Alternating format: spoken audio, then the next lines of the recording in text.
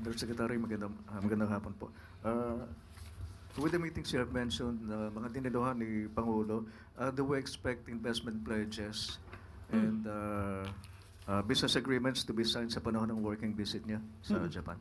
Actually, hindi pa po kasi tapos ang pakikipagpulong ng ating Pangulo sa mga Japanese corporations at iba pa pong mga korporasyon na maaari po makatulong sa ating bansa.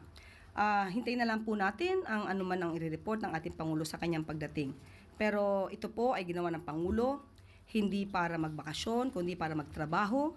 At ito po ay para sa taong bayan dahil makikita po natin ang kanyang mga kausap ay patungkol po sa turismo, para mapalaki pa po, mapagandang ating turismo, at para po rin pasinayaan yung ating pavilion sa nasabing World Expo. Yusek, follow-up lang yun tungkol sa Japan trip. May we know why is it not open for media coverage considering that it's a working visit?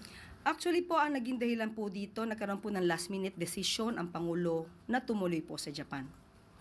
Hindi man po ito nasabi para po makasama ang ibang mga taga-media, pero po nandun po ang Maro.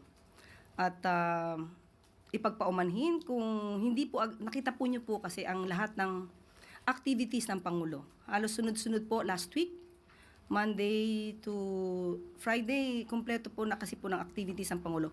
So, nakapag-decide po, very last minute na nakapag-decision na siya po ay aalis. May we know, Yusek, kung kailan po na-finalize ni PBBM yung decision A niya? day before. So, yung oras hindi ko po alam, but a day before.